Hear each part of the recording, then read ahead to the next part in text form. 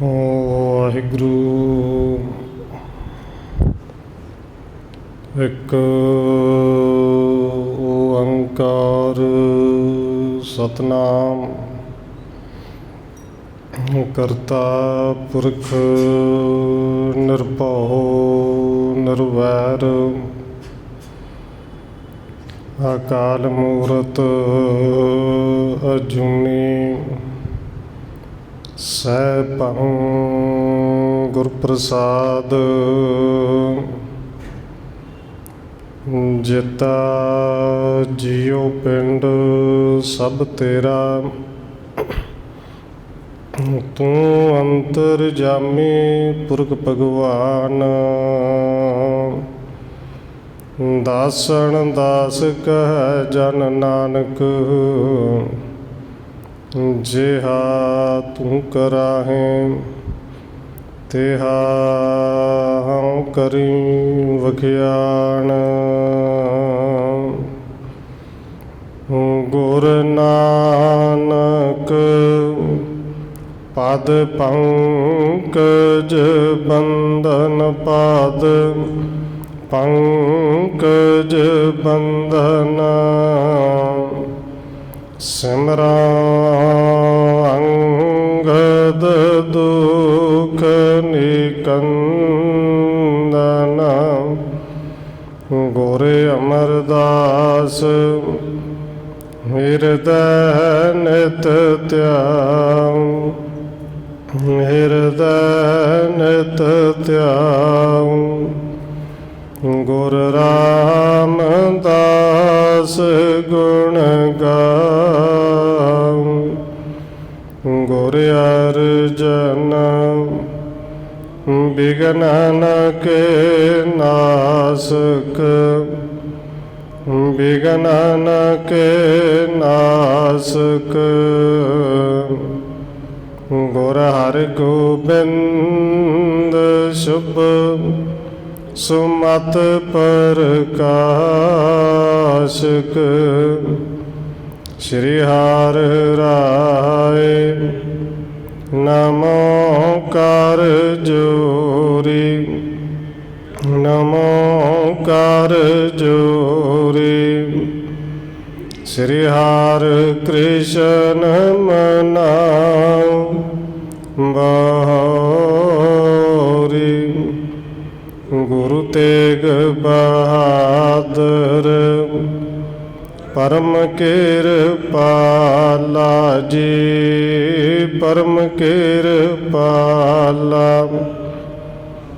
ਗੁਰ ਗੋਬਿੰਦ ਸਿੰਘ ਬਿਸਾਲਾ ਤਰੁ ਤਰਾ ਪਰ ਪੁਨ ਪੁਨ ਸੀਸਾ ਜੀ ਪੁਨ ਪੁਨ ਸੀਸਾ ਬੰਦੋ ਬਾਰ ਬਾਰ ਜਗਦੀਸ਼ਾ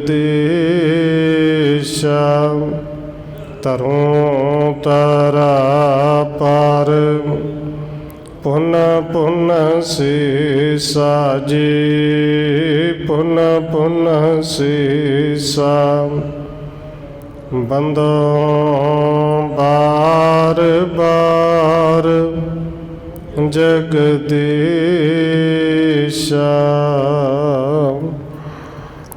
ਜਿਸ ਮਹਿ ਅੰਮ੍ਰਿਤ ਗਿਆਨ ਹੈ ਮਾਣਕ ਭਗਤ ਬੈਰਾਗ ਸ਼੍ਰੀ ਗੁਰੂ ਗ੍ਰੰਥ ਸਾਹਿਬ ਉਦਦ ਬੰਦੋ ਕਰ ਅਨੁਰਾਗ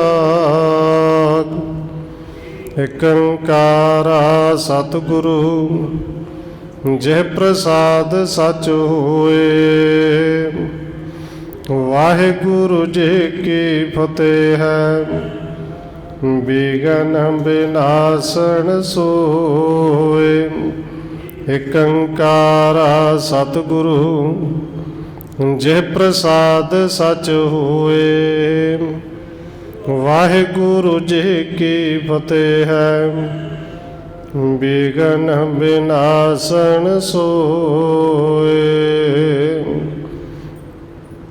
वाहिगुरु जी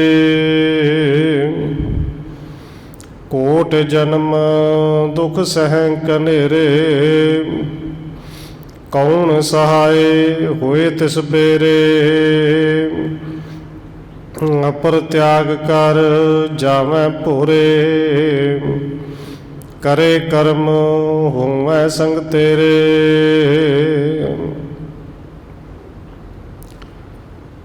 परम सन्मानयोग सतगुरु चवर छत्र तख्त दे मालिक हाजरा हजूर जहरा जहूर शब्द गुरु जुगों जुग अटल सतगुरु धन श्री गुरु ग्रंथ साहिब महाराज सच्चे पातशाह जी की पावन पवित्र हजूरी अंदर जुड़ बैठे सतसंगी जनों, आप जी वड्डे भागां वाले हो जो सत्कारयोग धन माता राजकौर जी के पावन अस्थान गुरुद्वारा मंजी साहिब विखे शामां दे दीवाना दी हाजरियां भर रहे हो। आओ रोजाना की तरह धन गुरु अर्जन देव महाराज जी की चल रही लड़ीवार इतिहास कथा के नाल अगलेरी सांझ पाउण तो पहला आसीस बख्शिश करो जी। रसना में करो पवित्र, जितने भी जुड़ बैठे हो लवाओ हाजरी सारे आखो जी। वाहिगुरु जी का खालसा वाहिगुरु जी की फतेह। कोट जन्म दुख सहं कनेरे, कौन सहाय होए तिस बेरे। कविराज कवि संतोख सिंह जी लिख रहे हैं कि जिवें कल पिछले प्रकरणों दे विच आप जी ने सरवण किया सी भाई बहोड़ा जिहड़ा सुनियारा है, सुनियारे का काम करता है और धन गुरु अर्जन देव महाराज जी के चरणों में जदों आके नमस्कार की, सामने जदों हाथ जोड़ के खलोता है और धन गुरु अर्जन देव जी ने पूछ लिया कि भाई सिखा तू पहली बार आया है तो सचो सा दसी काम केड़ा करना है तो किवें करना है। और ये सारा प्रसंग आप जी ने सुनिया। भाई बहोड़ा कहता सतगुरु जी सुनियारे का काम करना सुनियारा, और जो गुरु साहब जी कहते हैं कि सच की किरत करनी जिहड़ी धर्म बन जाए, और ये सुनियारा कहता हकीकत यह है मैं सचो सच दसना कि जे जन्म देने वाले माँ प्यो सके वो भी दुकान पर आ जाना, कोई गहना बनवाना होवे ते चौथा हिस्सा उनदे विच मिलावट पा के मैं उन अपने सकिया नूं देना, ते बाकी जिहड़े जान पछाण ने जां बिना जान पछाण तो ने फिर उन्हां दी ते गिणती नहीं कि किन्ना कु देना है, किन्नी कु खोट विच पाउणी है। और ये सारे धर्म की ने अधर्म की ने ये कदे समझण दा यतन ही नहीं कीता। और धन गुरु अर्जन देव महाराज जी हुण भाई बहोड़े नूं बचन करते हैं, भाई ये जिहड़ी पापां दी कमाई कीती है ना, देख ये साथ इन्हें देना नहीं। और गुरु साहिब जी अगे बचन कर रहे हैं, कोट जन्म दुख सहं कनेरे, करोड़ा जन्मां दे विच ये कीते हुए पापां दे दुख अगे अगे जाके सहारने पैणे ने। कौन सहाय होए तिस बेरे, उदों केड़ा तेरा मददगार होएगा। अज जिन्हां वास्ते करना घर वाले नहीं करता है, धियां पुत्रा नहीं कर लिया, परिवार नहीं कर लिया है, पर ये जिन्ने संगी साथी ने ये सारे सुख के साथी ने। ये जेड़े कर्म माड़े जां चंगे कीते ने असल विच इन्हां दे विच उन्होंने तेरा मददगार किसी ने होना ही नहीं, चाह के भी मदद को कर ही नहीं सकता।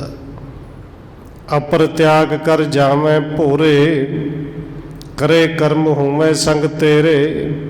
सतगुरु जी कहते ने भोलिया बाकी सब ने साथ छड्ड के चले जाना है, किसी ने नाल नहीं जाना। घर के नार बहुत हित जास्यो, सदा रहत संग लागी। धन गुरु तेग बहादुर साहब जी कहते ने जब ही हंस तजी यह काया, प्रेत प्रेत कर भागी। कदे उन्होंने विखाली दे और वैसे उत्थे प्रेत अर्थ अपवित्र है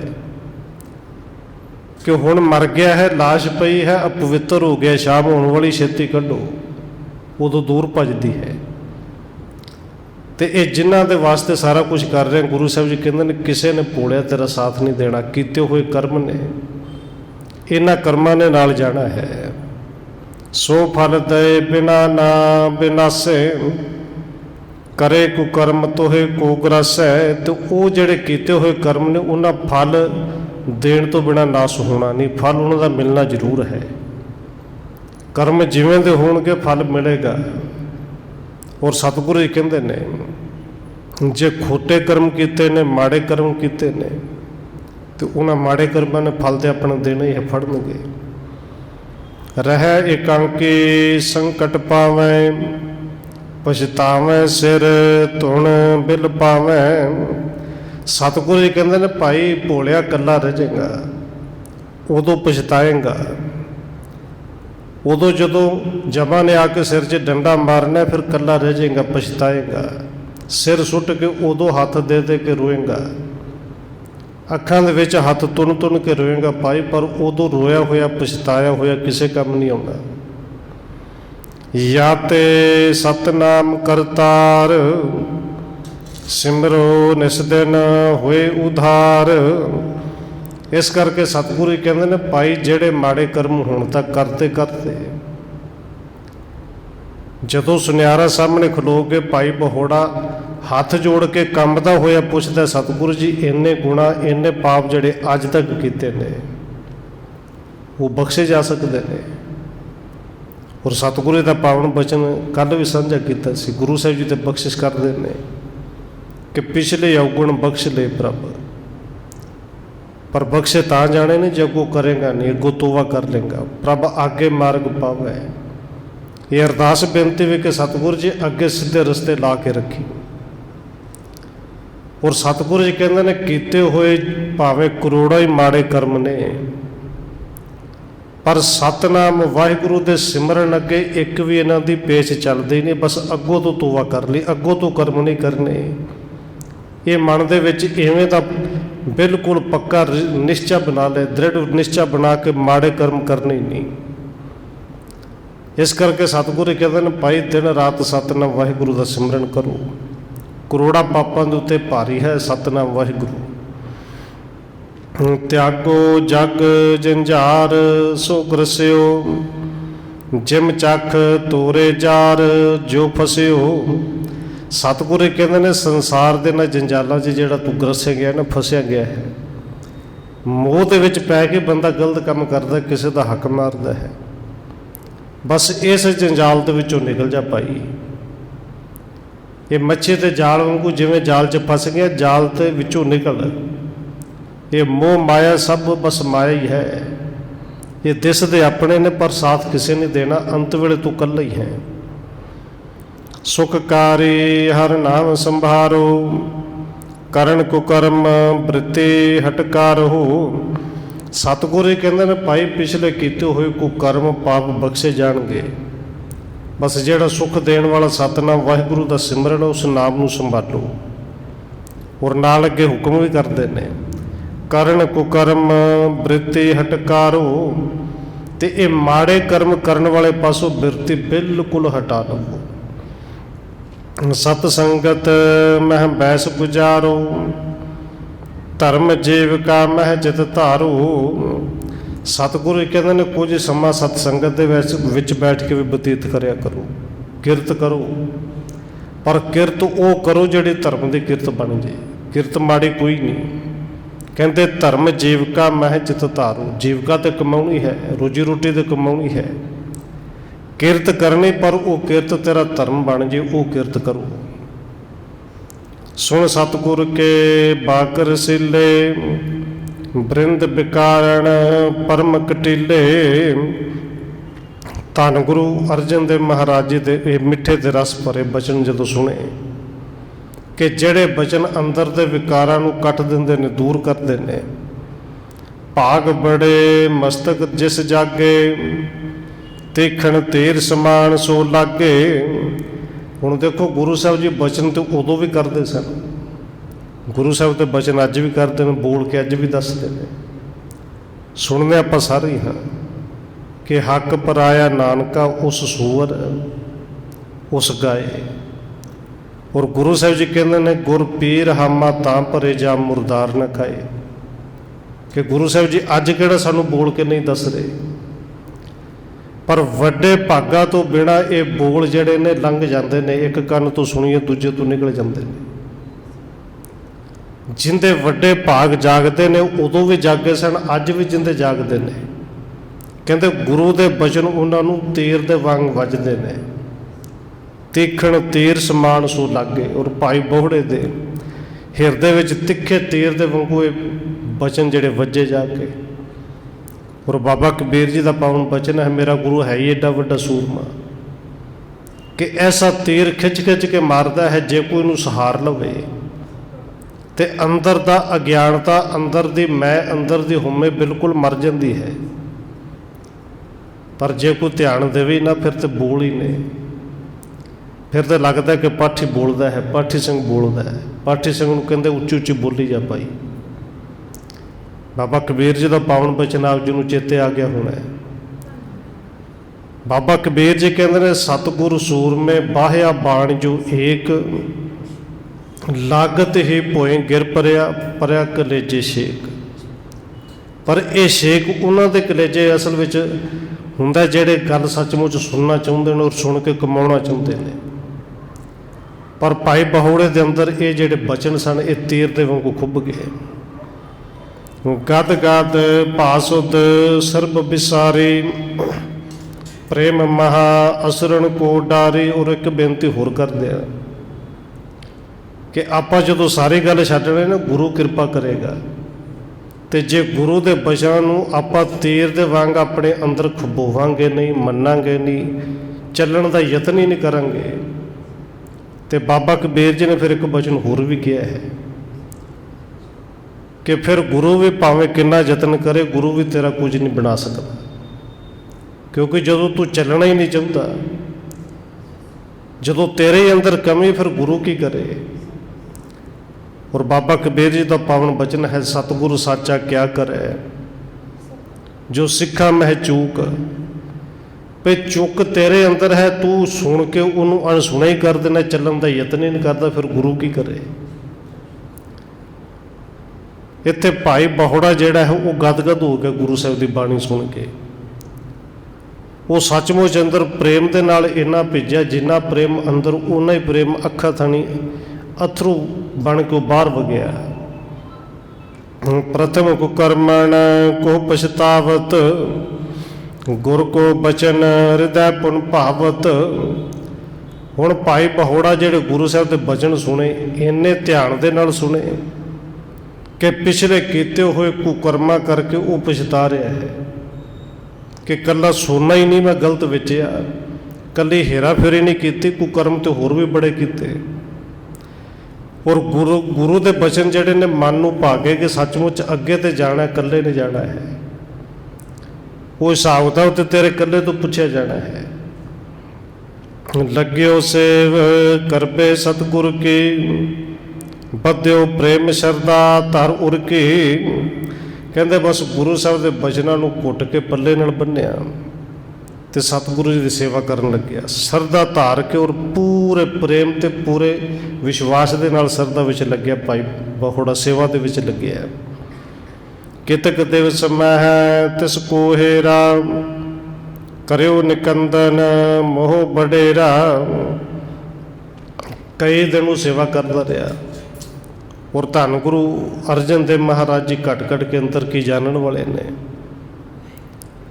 कि जदों उनकी सेवा करते हुए देखे कि सेवा करके इनके पिछले जिहड़े माड़े संस्कार सन उन्होंने नाश हो गया।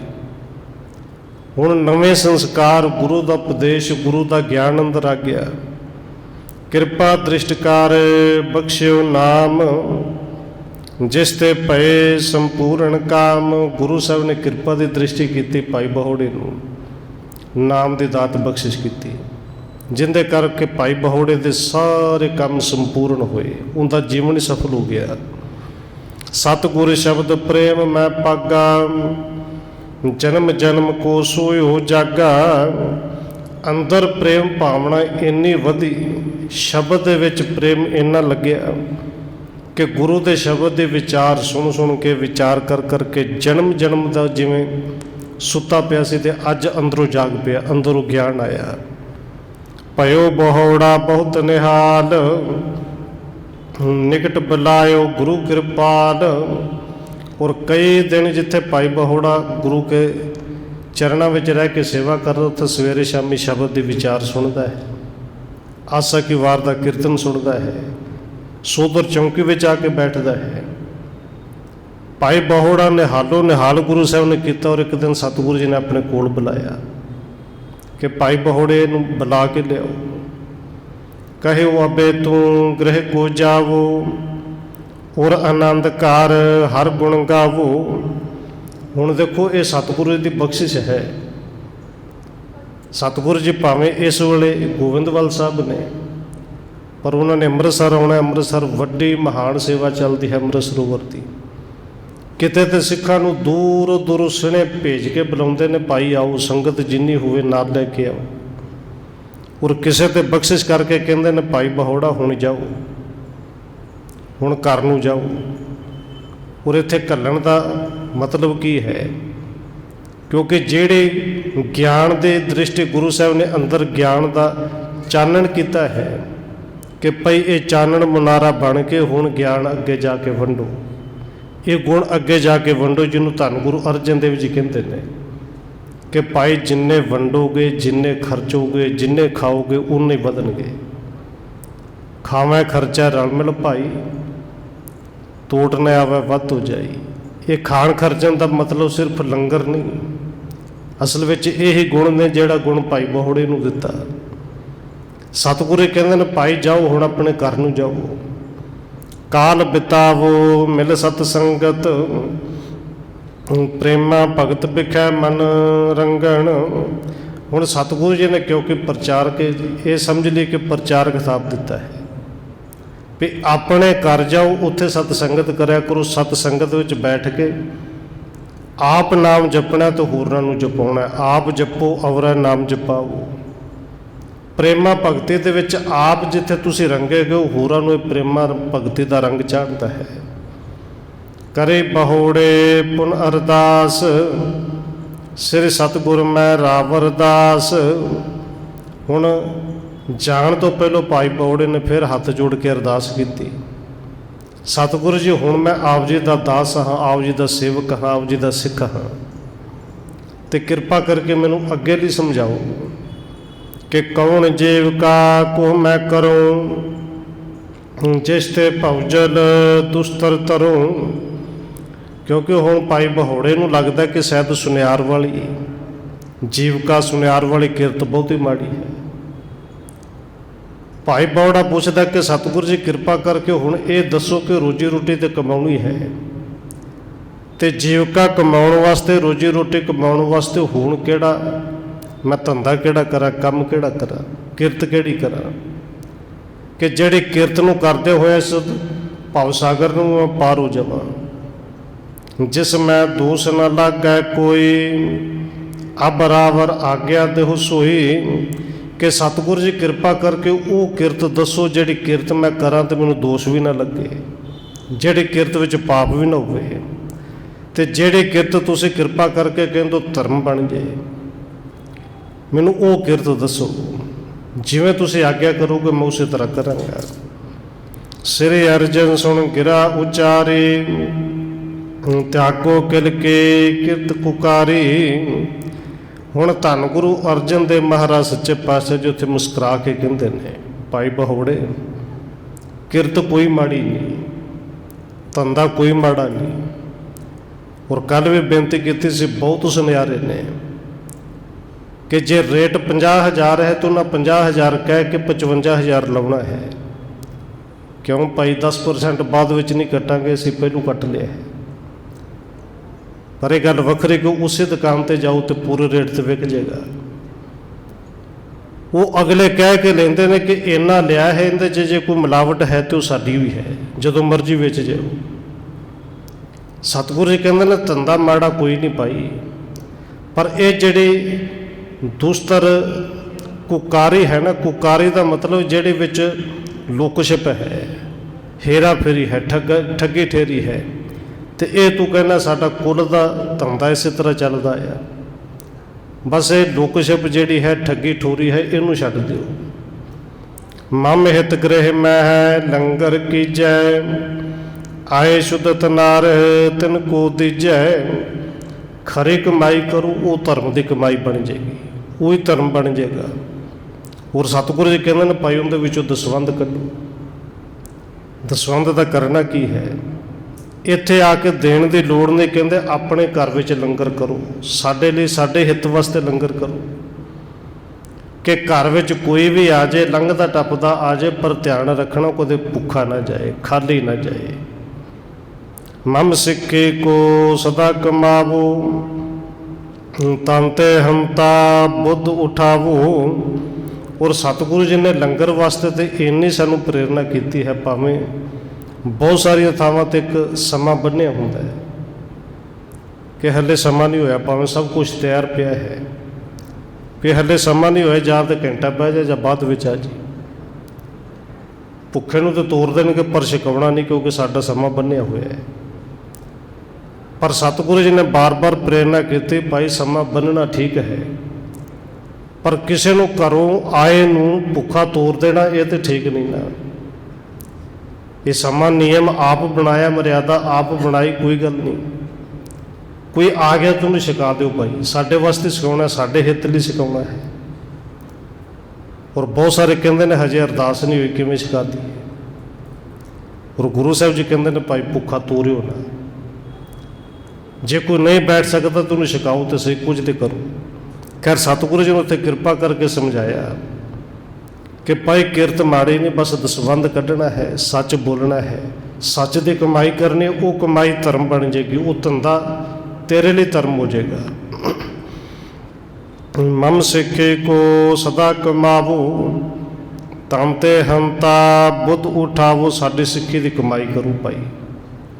और सिक्खी की कमाई की है, बाबा फरीद जी कहते हैं ना, सिक्खी की कमाई की भाई सिख बनना है, तो वो कहते हैं फिर एक काम करना, बोलीए सच धर्म, झूठ ना बोलीए। शुरू तो इतों ही करनी है ना, सिक्खी की कमाई करो भाई। तो अपने तन की जिहड़ी हंगता है ना, अपने आप को मैं समझ लेना, मैं शरीर हाँ। बस ये हंगता नूं छड्ड दिओ कि मैं शरीर नहीं, मैं तो शरीर दे विच रहण वाली आत्मा हाँ। तो पता नहीं कदों ये विचों निकल जानी है। सुख दुख मैं है मानो प्रभ भाणा, रहो हो हरख जुत सदा निमाणा।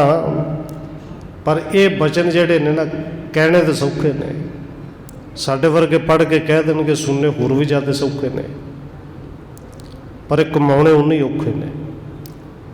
एक कवि होया पांदी ननकाणवी, और धन गुरु अर्जन देव महाराज जी की शहीदी बारे लिखता है, कहते दुनिया के लोगों कहना सौखा, सुनना उस तो भी सौखा, पर औखे गल है अमल नूं कमाउण वाली। वो तो आत्मा ही सच्ची रब दी सी, तत्ती तवी ते सुखमणी गाउण वाली।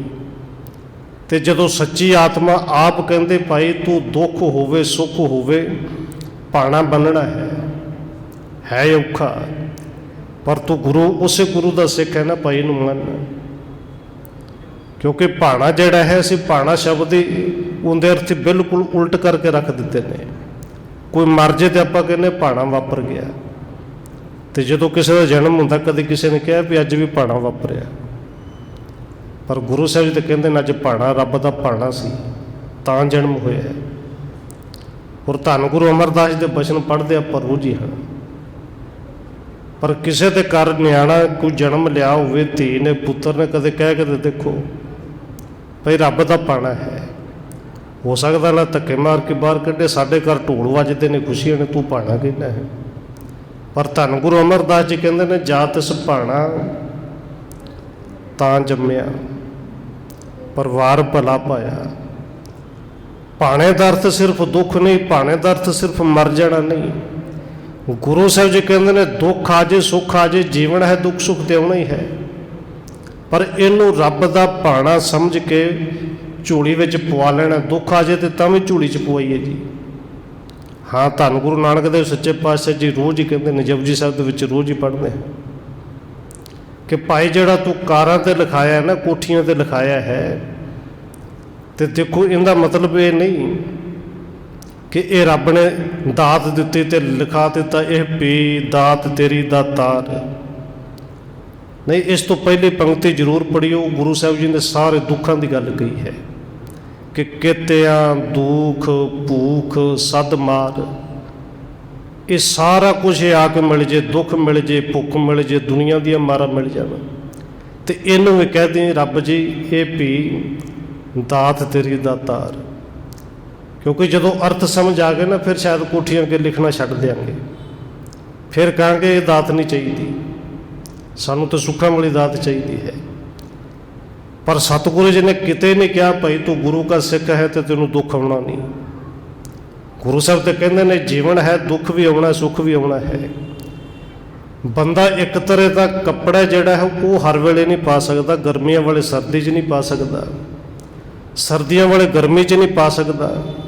ਤੇ ਇਹ ਕਿਵੇਂ ਹੋ ਸਕਦਾ ਕਿ ਜ਼ਿੰਦਗੀ ਵਿੱਚ ਕਦੇ ਦੁੱਖ ਆਵੇ ਨਾ, ਔਰ ਇਹ ਵੀ ਕਦੇ ਨਹੀਂ ਹੋ ਸਕਦਾ ਕਿ ਹਮੇਸ਼ਾ ਦੁੱਖ ਹੀ ਰਹੇ।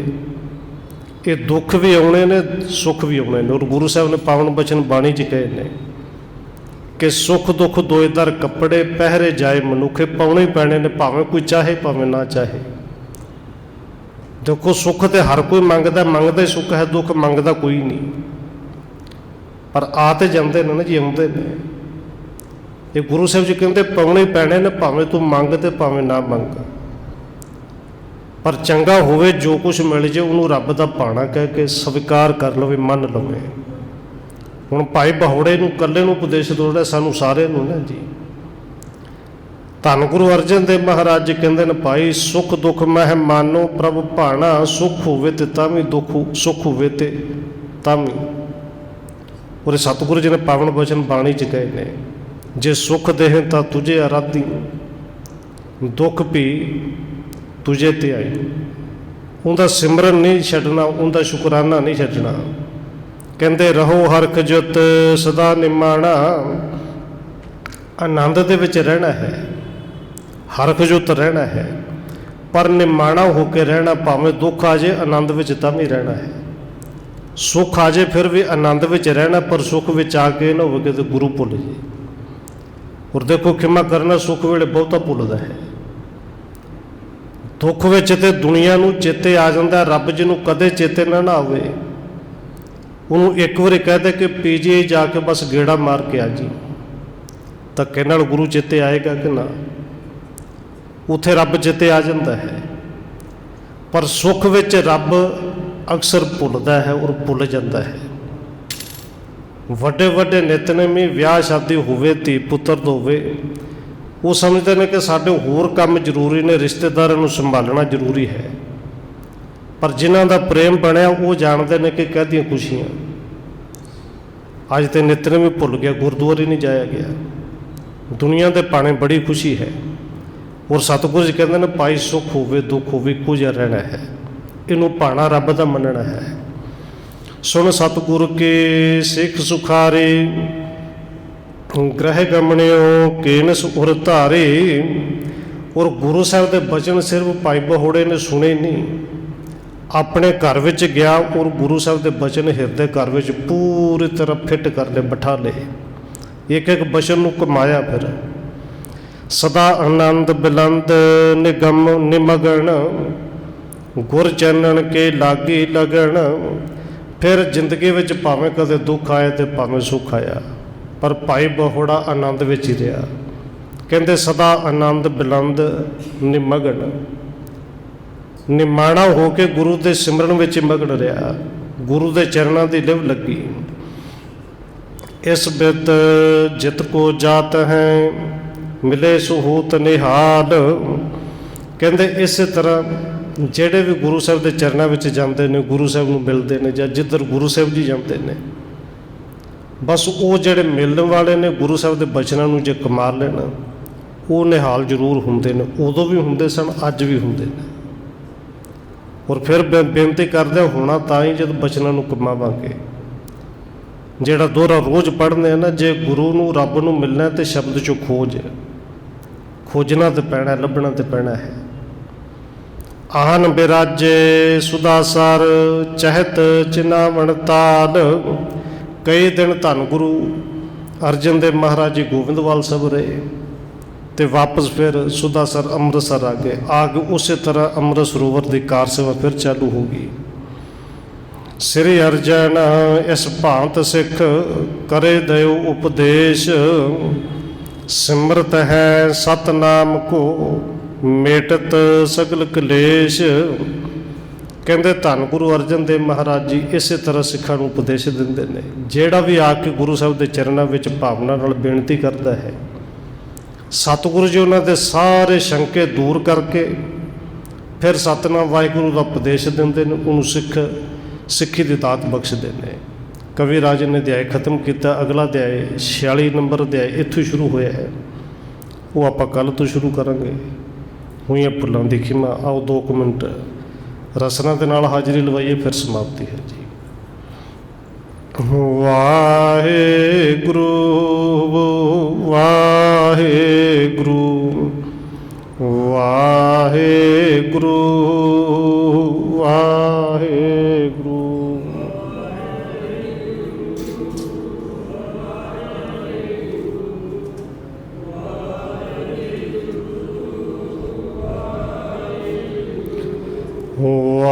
ਵਾਹਿਗੁਰੂ ਵਾਹਿਗੁਰੂ ਵਾਹਿਗੁਰੂ।